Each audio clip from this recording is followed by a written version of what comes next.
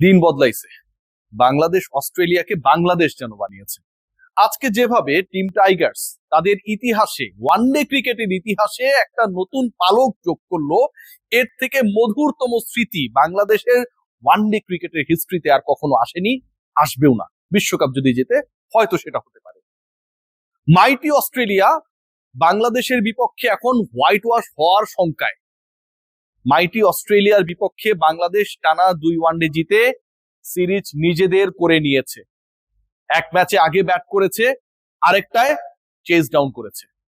বাংলাদেশ আজকে যেভাবে জিতেছে, যেই ডমিনেশন দেখিয়েছে, সেই ব্যাখ্যা বিশ্লেষণ করতে গেলে অনেকগুলো রেকর্ড, অনেকগুলো বিশ্ব রেকর্ড সামনে আসবে।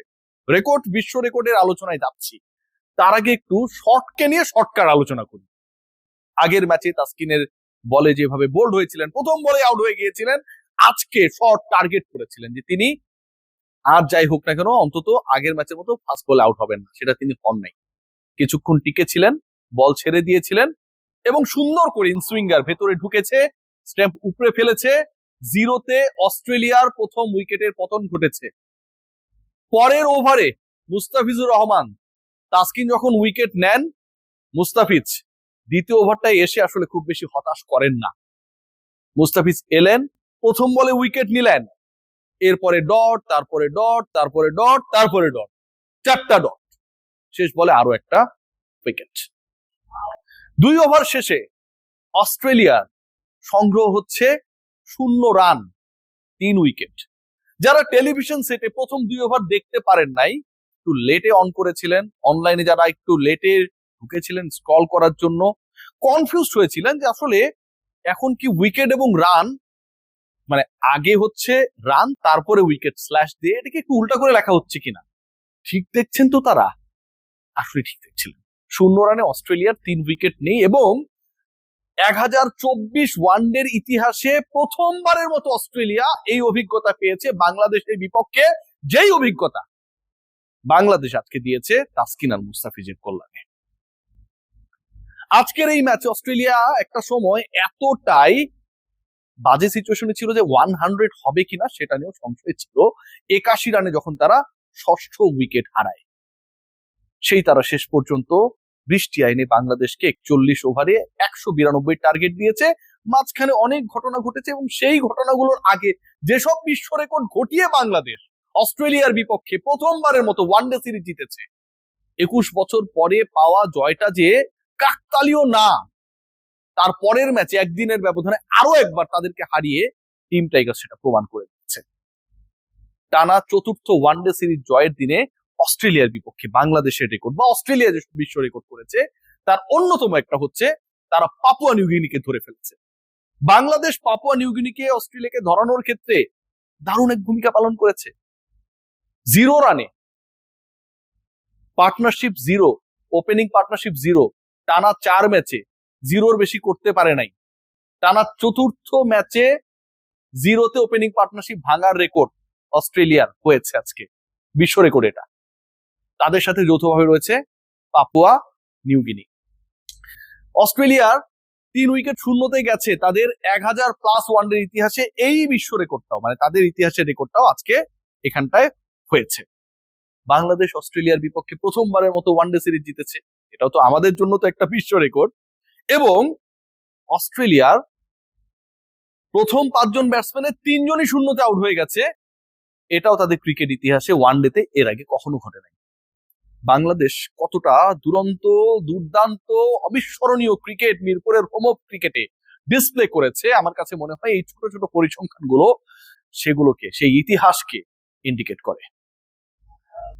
বাংলাদেশ আজকে এই ম্যাচটায় আমার কাছে মনে হয় বাংলাদেশের বোলিং ডিপার্টমেন্ট যেভাবে শুরুতে চাপ ক্রিয়েট করেছে এবং শেষে তাদেরকে দ্রুত 8 উইকেট ফেলার ক্ষেত্রে ভূমিকা পালন করেছে, সেখানটা লিডিং ফ্রম দ্য ফ্রন্ট আমার কাছে মনে হয় তাসকিন আহমেদ।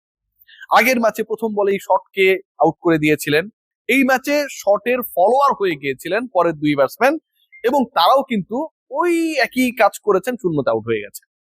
তাসকিন আহমেদ আজকেও একই কাজ করেছেন। তবে যখন ওই 103 রানে পার্টনারশিপটা হলো 7ম উইকেটে, যখন Bangladesh ultimately under pressure, Australian partnership যে কোনো দলের বিপক্ষে এসে প্রেসার ক্রিয়েট করে, ঠিক তখন টানা 2 বলে 2 উইকেট নিয়ে তাসকিন আবারও যেন বাংলাদেশের মোমেন্টামটা ফিরিয়ে আনবে। যদি সেই ঘটনা না ঘটতো, তাদের ওই সময় স্কোরটা যদি 8 উইকেটের জায়গায় 6 উইকেটে হতো, বাংলাদেশের ডিএল মেথডে 41 ওভারে টার্গেট হতো 220 থেকে 30 রানের কাছাকাছি। and that could be more riskier for Team Tigers to chase. সেটা হতে দেন নাই। ব্যাটিং ডিপার্টমেন্টে যদি খেয়াল করি, যে বাংলাদেশ যখন ওই রানটা চেস করতে গেল, বাংলাদেশের তানজিদ হাসান তামিম দ্বিতীয় বলেই আউট হয়ে গেলেন।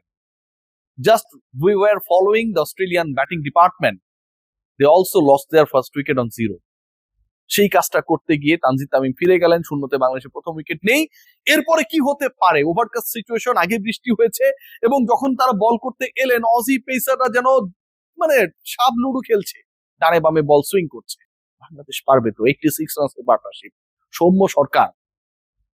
এই সরকারটা হচ্ছে পৃথিবীর সবচেয়ে, আমার কাছে মনে হয়, দুর্ভাগা সরকার। কখন আসে কখন যায় কোনো ঠিক নাই, কোনো এস্টাবলিশমেন্ট নাই। থাকে না, সরকার আসে 4 বছর 5 বছর থাকে অন্তত। সৌম্য সরকার আসলে বাংলাদেশ দলে কখন আসে কখন যায়, এই সৌম্য সরকারের আসা যাওয়াটা এত বেশি কম মেয়াদের হয়, এটা নিয়ে একটা পাজলিং সিচুয়েশন সবসময় ক্রিয়েট হয়ে থাকে। আবার সৌম্য সরকারের গভর্নমেন্ট এসেছিল, তিনি খেলতে নেমেছেন এবং রুল করেছেন ভাই 42, এবং 42 থেকে গুরুত্বপূর্ণ, শান্তর সাথে ওই 0-তে 0 প্রথম উইকেট হারানোর পর যে 86 রান পার্টনারশিপ, সেটা বাংলাদেশের কনফিডেন্স এবং জয়ের ভিত্তি রচনা করে ব্যাটিং ওয়াইজ। এরপরে তারা দুজনই 42 এবং 41 আউট হয়ে গেছেন। লিটন কুমার দাস আরো একবার সুন্দর শুরু করে শেষ পর্যন্ত হালকা লাফিয়ে ওঠা বলে উইকেট বিলিয়ে এসেছেন। অনেক ধরনের হতাশা ছিল, অপ্রাপ্তি ছিল, কিন্তু end of the day Towhid Hridoy finish করেছেন। মেহেদী হাসান মিরাজের মাথায় বল লাগার পরে মাঠে বমি করেছিলেন, বাট শেষ পর্যন্ত হার মানেননি, আবারও ব্যাক করে গেছেন ইনিংসটাকে শেষ করার জন্য। মিরাজকে নিয়ে আমি ক্রিটিসাইজ করবো আমার পরের কন্টেন্টে, এই কন্টেন্টে সেই আলোচনাটা করছি না। কিন্তু এন্ড অফ দ্য ডে যে রোলটাই আসলে মিরাজকে আমরা সেই সময় এক্সপেক্ট করছিলাম, after losing 5th wicket, he played the same role. Towhid Hridoy যেভাবে ফিনিশ করেছেন, শান্ত যেভাবে ব্যাক টু ব্যাক ইনিংসে বাংলাদেশকে চাপ মুক্ত করার ক্ষেত্রে একটা বড় রোল প্লে করেছেন, সৌম্য সরকার যেভাবে অনেকদিন পর আবার সরকার গঠন করার পর টিকে থাকার চেষ্টা করেছেন এবং আস্কিং রান রেটকে বাংলাদেশের নাগালের মধ্যে রাখার জন্য একটা ভূমিকা পালন করেছেন, মুস্তাফিজ যেভাবে ডেলিভার করেছেন, যেভাবে 3টা উইকেট প্রথম ম্যাচে নেয়ার পর এই ম্যাচেও 3টা নিয়ে নিয়েছেন, তাতে শুধু একটা কথাই বলতে হবে, সারা রাত নাহিদ রানা পড়ার পর, ঘুমাতে যাবার আগে, ঘুম থেকে ওঠার পর, নাহিদ রানা পড়ার পর, যখন পরীক্ষায় আসে তাসকিন এবং মুস্তাফিজ, তখন আসলে কিছুই করার থাকে না। আর হোম অফ ক্রিকেটে বাংলাদেশ যেদিন খেলে সেদিন বাকি সবাই দর্শক।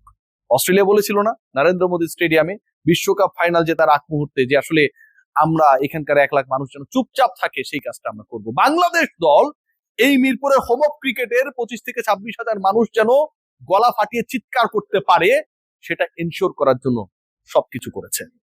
পঞ্চপাণ্ডবের যুগেও যেই কাজ টিম টাইগার্স করতে পারে নাই, এই অসাধারণ দলটা, অদম্য দলটা, সাহসী দলটা, অকুত ভয় বাংলাদেশ সেই কাজ করেছে। টানা 4টা ওয়ানডে সিরিজ জিতেছে, West Indies, Pakistan, New Zealand, Australia. বিশ্বকাপ জেতা দলের বিপক্ষে বিশ্ব মঞ্চ কাঁপিয়ে যেই পারফরমেন্স, 21 বছর পর প্রথম ওয়ানডে জয়ের পর বাংলাদেশ যেভাবে পরের ম্যাচটাও জিতে সিরিজ নিজেদের করে নেয়, যেভাবে অস্ট্রেলিয়াকে তাদের ক্রিকেট ইতিহাসে লজ্জায় লজ্জিত করে 0 রানে 3 উইকেট পতন ঘটায়, যেভাবে পাপুয়া নিউগিনির সাথে 0-তে উইকেট হারানোর রেকর্ডের ভাগিদার বানিয়ে দেয়।